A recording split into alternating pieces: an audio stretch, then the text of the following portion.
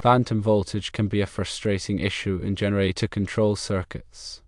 In a new generator installation, even with the generator not running, phantom voltage can appear on spare control conductors, disrupting alarm systems and leading to false readings. Several factors can contribute to this phenomenon. Firstly, electromagnetic induction or EMI from nearby 480 volts conductors running parallel to the control conductors is a potential source. Even with a metallic barrier in place within the junction boxes, it might not provide sufficient shielding against electromagnetic fields. The alternating current in the 480 volts conductors can induce a voltage in the nearby unshielded control wires. Secondly, capacitive coupling between the control conductors and the 480 volts conductors, due to their close proximity in the conduit, can also cause phantom voltage. This capacitive coupling allows voltage to build up on the control conductors even without a direct electrical connection. Thirdly, a ground loop within the conduit system or the metallic barrier itself might be creating a path for current to flow through the spare conductors. This unintended current flow can result in the observed phantom voltage. And fourthly, cross wires. Although less likely, it is possible that one or more spare conductors have been accidentally crossed with the control conductors during installation.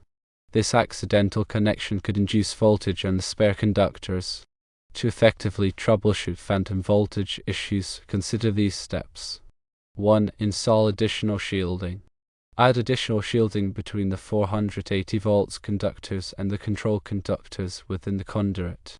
This can be achieved by using a grounded metal barrier or conductive tape to provide a more effective shield against electromagnetic interference. 2. Test for EMI. Use an EMI tester to measure the electromagnetic fields present within the conduit. If EMI is detected, further shielding or rerouting the control conductors may be necessary to minimize the interference. 3. Break the ground loop. Carefully inspect the conduit and junction boxes to ensure there are no ground loops present. This might involve isolating the conduit from the building frame or using insulated barriers to prevent unintended current paths. 4. Trace and correct the wiring. Thoroughly verify that all wires are correctly identified and connected according to the wiring diagrams. Look for any cross wires, loose connections, or insulation damage that may be contributing to the problem. And 5. Install a differential relay. A differential relay can be installed to protect the control circuit from phantom voltage. This relay works by sensing any difference in current between the two conductors in the circuit. If the difference exceeds a preset threshold, the relay will trip, disconnecting the circuit and preventing false alarms or other malfunctions. To further elaborate on electromagnetic induction, consider the principles of Faraday's law of induction. This law states that a changing magnetic field will induce a voltage in a nearby conductor. In the context of the generator installation, the 480 volts conductors, when energized, will produce a changing magnetic field. This field can then induce a voltage in the adjacent control conductors, especially if they are not adequately shielded. The amount of induced voltage depends on several factors, including the current in the 480 volts conductors, the distance between the conductors, the length of the parallel run, and the presence of any shielding. To mitigate electromagnetic induction, shielding is crucial. Shielding works by providing a conductive barrier that intercepts the electromagnetic field and redirects it to ground.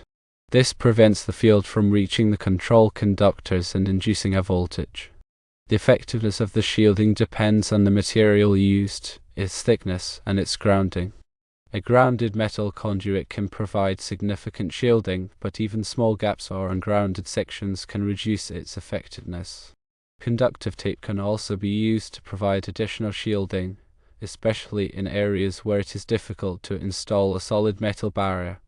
When testing for EMI, it is important to use a calibrated EMI meter that is designed to measure electromagnetic fields in the frequency range of the 480 volts power system. The meter should be held close to the conduit and moved along the length of the parallel run to identify areas of high EMI. If high EMI is detected, additional shielding or rerouting of the control conductors may be necessary. Capacitive coupling occurs when two conductors are in close proximity and are separated by an insulating material, such as the insulation on the wires or the air gap between them. This creates a capacitor, which can store electrical energy. When a voltage is applied to one conductor, it can induce a voltage on the other conductor through the capacitive coupling. The amount of voltage induced depends on the capacitance between the conductors, the frequency of the voltage, and the impedance of the circuit.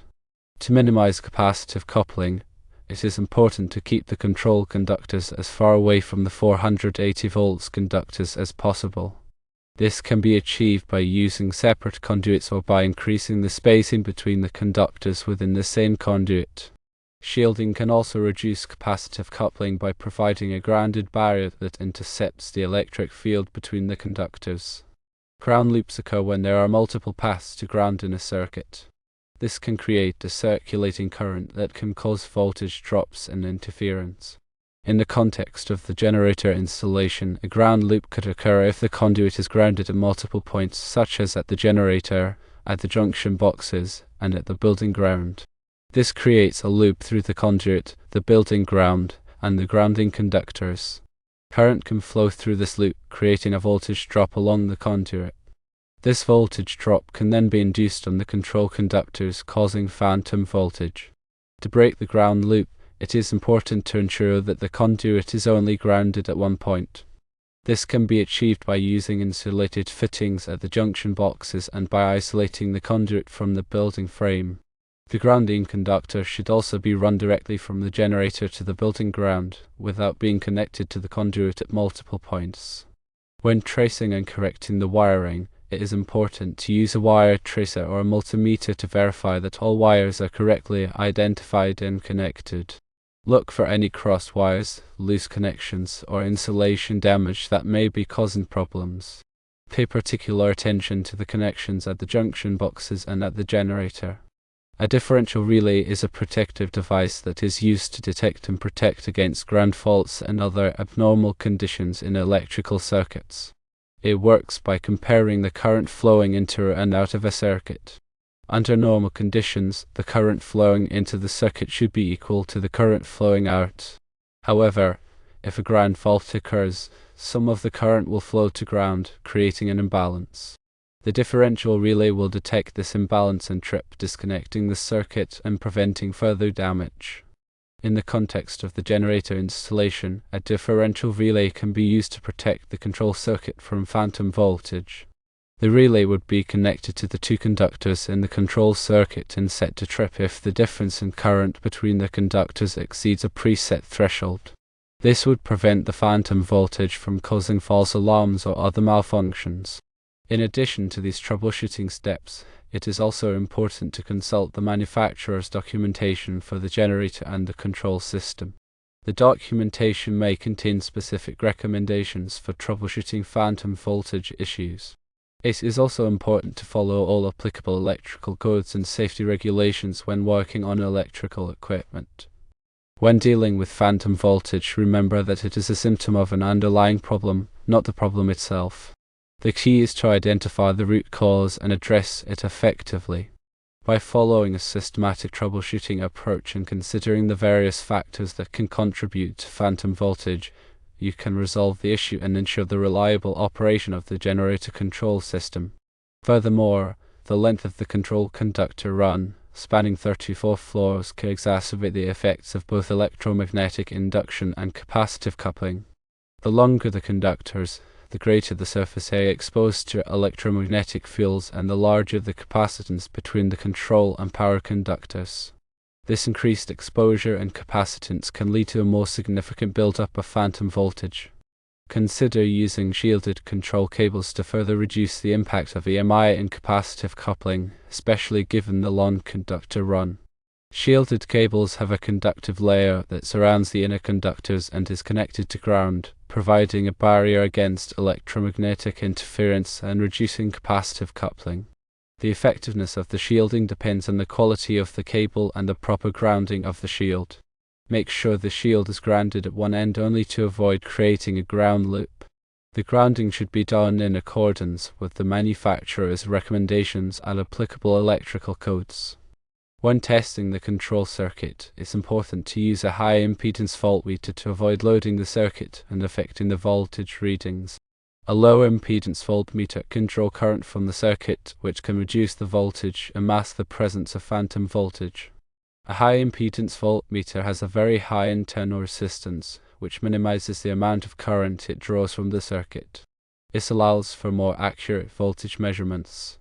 Before making any changes to the wiring or grounding, it's essential to disconnect the power to the generator and the control system to avoid an electrical shock. Always follow safe work practices and wear appropriate personal protective equipment, such as insulated gloves and safety glasses. If you are not comfortable working with electrical equipment, it's best to consult a qualified electrician or electrical engineer. In some cases, the phantom voltage may be caused by a combination of factors. For example, there may be both electromagnetic induction and capacitive coupling contributing to the problem. In these cases, it's important to address all of the contributing factors to effectively resolve the issue. This may involve a combination of shielding, rerouting, grounding, and wiring changes. Remember to document all of the troubleshooting steps and changes that are made to the wiring or grounding. This will help with future troubleshooting and maintenance. It's also a good idea to take before and after measurements of the phantom voltage to verify the effectiveness of the changes. In addition to the factors mentioned above, the type of equipment used in the control circuit can also affect the presence of phantom voltage. For example, solid-state relays and other electronic devices can be more sensitive to phantom voltage than electromechanical relays. If you are using sensitive electronic equipment, it may be necessary to take additional precautions to reduce the impact of phantom voltage. This may involve using shielded cables, filters, or other noise reduction techniques. Another possible cause of phantom voltage is harmonic distortion. Harmonic distortion is the presence of harmonic frequencies in the power system.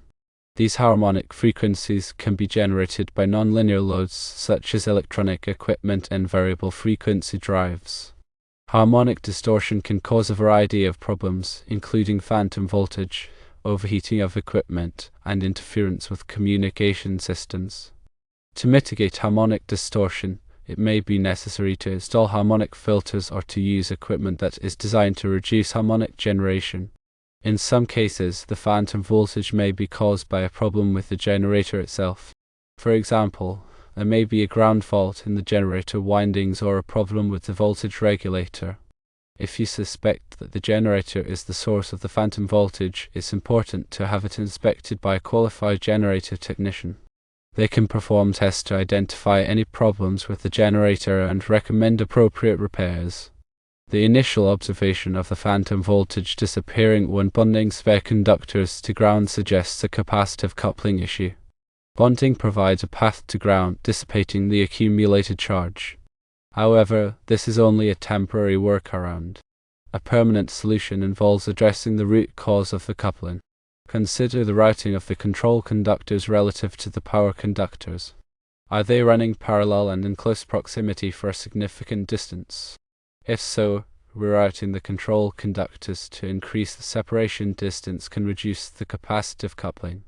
If rerouting is not feasible, consider using a metal conduit with a continuous ground connection to act as a shield. Alternatively, consider using twisted pair control conductors.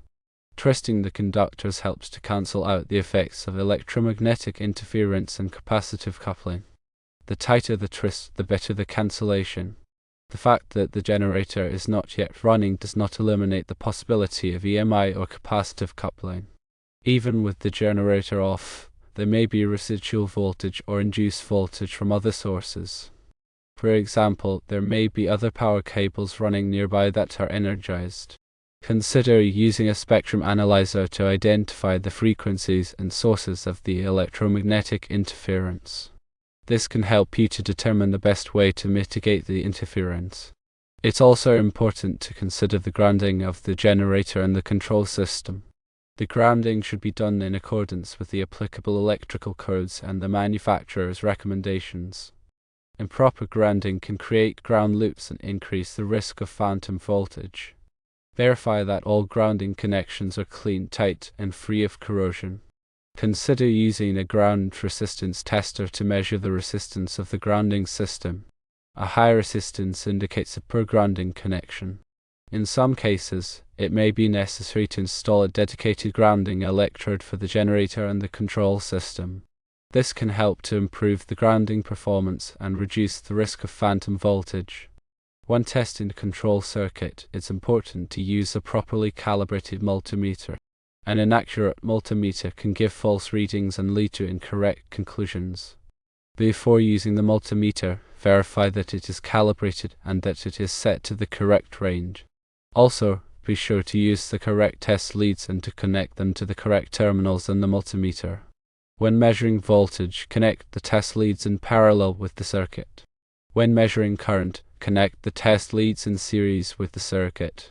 When measuring resistance, disconnect the power to the circuit and connect the test leads across the resistor.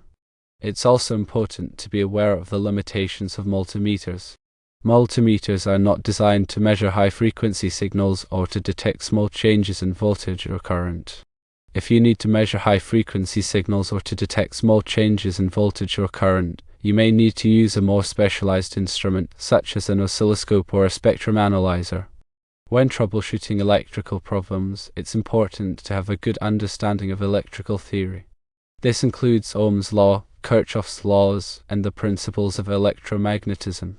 A good understanding of electrical theory will help you to understand how electrical circuits work and to troubleshoot problems more effectively. In addition to electrical theory, it's also important to have a good understanding of the applicable electrical codes and standards. These codes and standards provide guidelines for the safe and proper installation and operation of electrical equipment. Following these codes and standards will help to ensure the safety of yourself and others. When working on electrical equipment, it's important to be aware of the hazards involved. These hazards include electrical shock, arc flash, and explosion. Always take precautions to protect yourself from these hazards. Wear appropriate personal protective equipment, such as insulated gloves, safety glasses, and arc-rated clothing. Work on electrical equipment only when it is de-energized and properly locked out and tagged out. Follow safe work practices and never take shortcuts. If you are not comfortable working on electrical equipment, it's best to consult a qualified electrician or electrical engineer. Consider the proximity of other equipment to the control wiring, especially sources of significant electromagnetic fields. Even if the 480 volts conductors are not energized, other equipment could be contributing to the issue. The metallic barrier should be bonded to ground at multiple points to ensure its effectiveness. A single grounding point may not be sufficient to provide adequate shielding. Ensure that the control wiring is not running parallel to other power cables or equipment that could be generating electromagnetic interference. Keep the control wiring as far away from these sources as possible. If possible, use fiber optic cables for the control signals. Fiber optic cables are immune to electromagnetic interference. Consider using surge protection devices in the control circuits to protect against voltage spikes and transients. Surge protection devices can help to prevent damage to the control equipment and reduce the risk of phantom voltage. In addition to the steps outlined above, consider consulting with a qualified electrical engineer or a specialist in electromagnetic compatibility. They can perform a more detailed analysis of the problem and recommend a solution that is tailored to your specific situation.